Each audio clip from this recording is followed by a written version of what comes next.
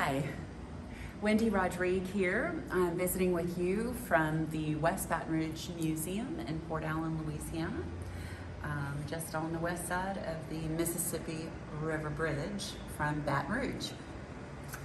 And we are having an exhibition currently through October 30th, 2023, George Rodrigue exhibition called The River is the Road, Paintings by George Rodrigue.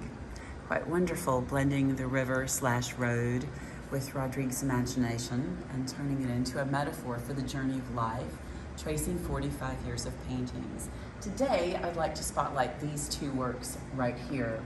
These works are from a series that George did in 2009 called the Acrylic Landscape. There were some 70 paintings in the series, all of them similar but different, which is so Rodrigue, with these very loose landscapes going on and very bright colors in them. A lot of canvas showing through, almost a sketch type feel in the works. So a piece like this, right, we have a very golden river reaching to this infinity going on at the end, this hope, this eternity, perhaps the next part of the adventure.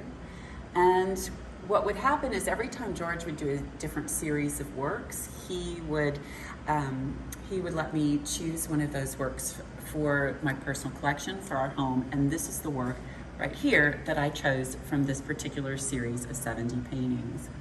In each of these, we see the very characteristic Rodrigue elements that I speak about so often because they are throughout Rodrigue paintings, of these trees cut off at the top so that the light shines between the branches.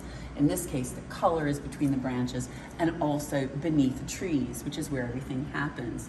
It's pretty cool to contrast these, for example, with a painting like this, which was done, it might surprise you to know, the exact same year, also in 2009. This one done with a water-based oil paint, different kind of paint, and a much tighter, obviously, treatment to the way George approached the canvas.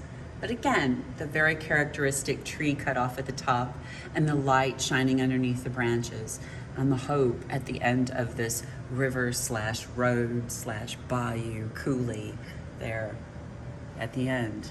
But back to the acrylic landscapes, because that's what I really wanted to tell you about today.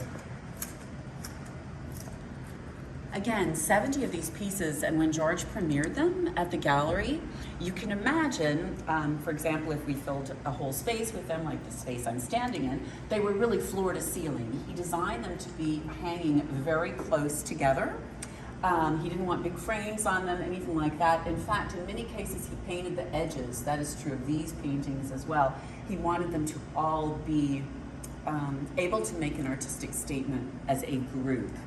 He was very excited about premiering this, but there was a problem because members of the sales staff of his gallery, of our gallery, were concerned because people really wanted the blue dog. And of course, this was only 4 years before George passed away that he did this series, so he was very well known for the blue dog and established for it by this time.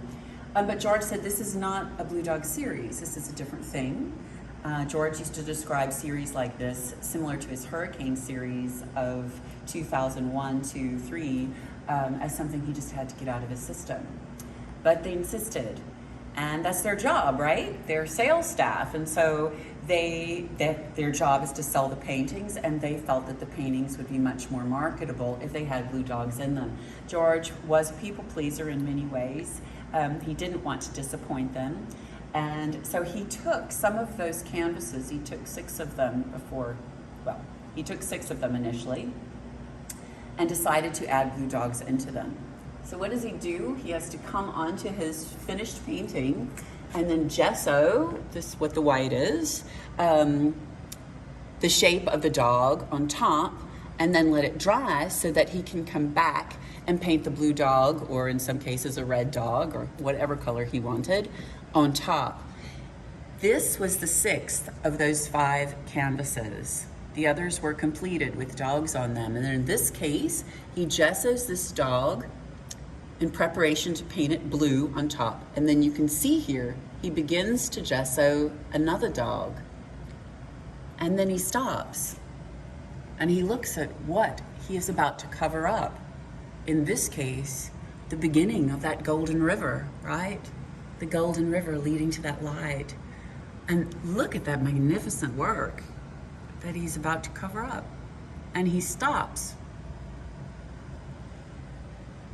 And he frames it.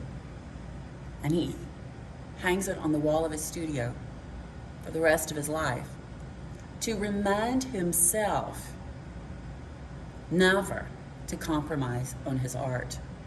This was George Rodrigue, a man of 65 years old when he did this, still learning lessons and still growing as an artist and as a person.